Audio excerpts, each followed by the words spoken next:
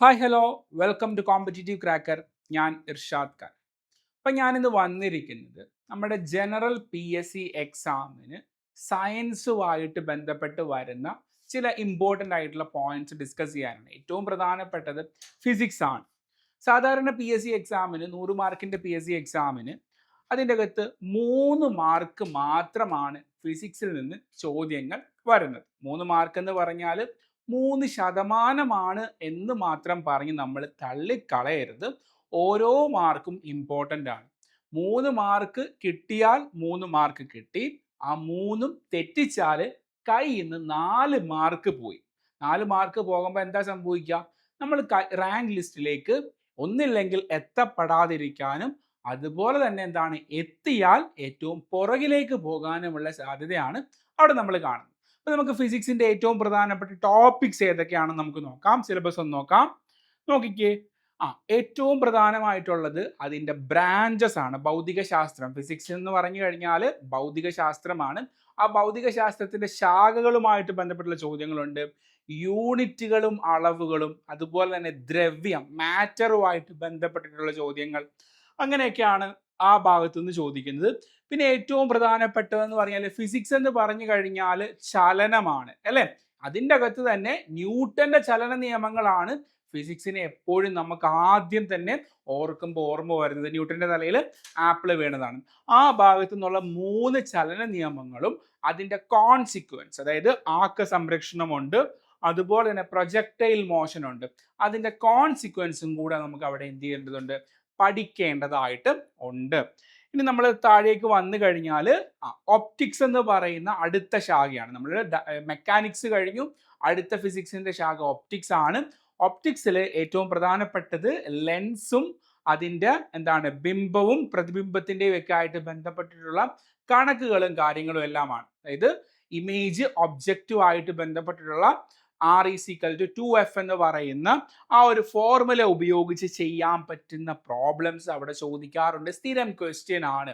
അതുപോലെ തന്നെയാണ് എന്ത്, നമ്മളുടെ ഇമേജുകൾ എവിടെയാണ് ഫോം ചെയ്യുന്നത്, പ്രതിബിംബങ്ങൾ രൂപപ്പെടുന്ന പൊസിഷനുകളുടെ ചോദ്യങ്ങൾ ചോദിക്കാറുണ്ട്.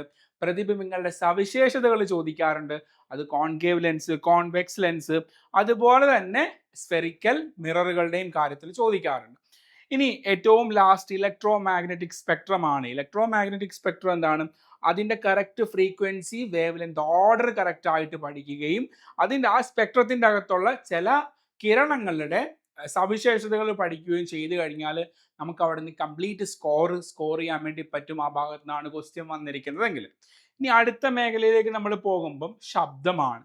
അപ്പം ഇവിടെയും ഉണ്ട് വിവിധ തരം തരംഗങ്ങളുണ്ട്. അനുപ്രസ്ഥമാണോ, അനുദൈർഘ്യമാണോ, അതോ ഇനി യാന്ത്രിക തരംഗമാണോ, അങ്ങനെയുള്ള കാര്യങ്ങളൊക്കെ നമുക്ക് ഉണ്ട്. അതായത് ഇപ്പോഴത്തെ 10ാം ക്ലാസ്സിന്റെ പാഠപുസ്തകത്തിലെ ആദ്യത്തെ പാഠം തന്നെയാണ് ഇവിടെ നമുക്ക് വരുന്നത്. 10ാം ക്ലാസ്സിന്റെ ഫിസിക്സിന്റെ പാഠപുസ്തകത്തിൽ ആദ്യത്തെ ചാപ്റ്റർ ആണ് ഈ ഒരു സിലബസിന്റെ ഭാഗത്ത് ഡിസ്കസ് ചെയ്ത് പോകുന്നത്.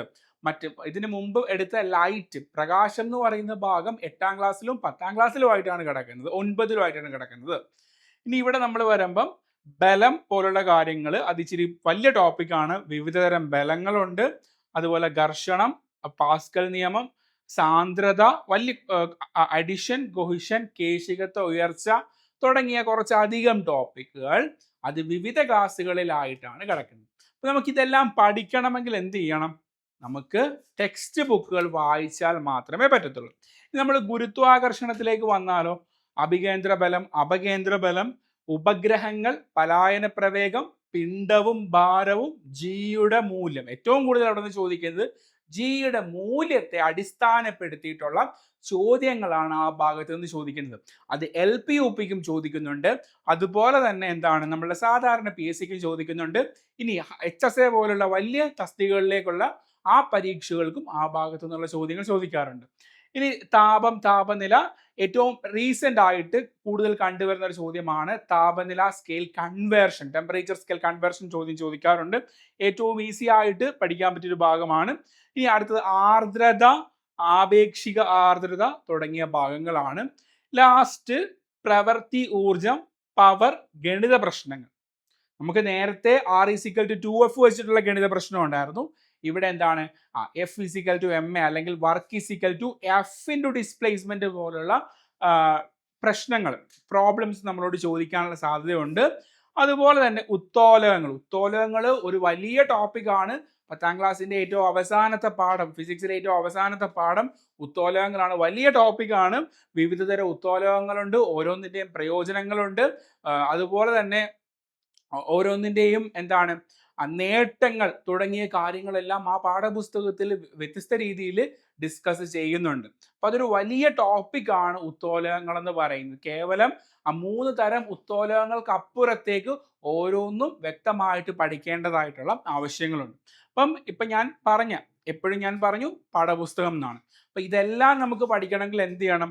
ഒന്നില്ലെങ്കിൽ നമ്മുടെ കേരള സംസ്ഥാന സർക്കാർ പുറത്തിറക്കുന്ന SCERT പാഠപുസ്തകങ്ങളുണ്ട്. മലയാളം മീഡിയം അവൈലബിൾ ആണ്. ഇതല്ലാതെ ഇംഗ്ലീഷിൽ പഠിക്കണമെങ്കിൽ എന്താണ് NCERT പാഠപുസ്തകങ്ങളുണ്ട്. അപ്പം നമുക്കൊരു സർക്കാർ ജോലി ലക്ഷ്യമാക്കി നമുക്ക് മുമ്പോട്ട് പോകണം. അപ്പൊ അടുത്തത് LDC 2027 നോട്ടിഫിക്കേഷൻ 2026 ഡിസംബർ മാസം 31-ാം തീയതി PSCയുടെ മെഗാ വിജ്ഞാപനത്തിൽ വരുന്നതായിരിക്കുമെന്ന് നമ്മൾ പ്രതീക്ഷിക്കുകയാണ്. അപ്പൊ അതുകൊണ്ട് തന്നെ എന്ത് ചെയ്യണം? നമ്മൾ വളരെ മുമ്പേ തന്നെ പഠിച്ചു തുടങ്ങേണ്ടതായിട്ട് ആവശ്യമുണ്ട്.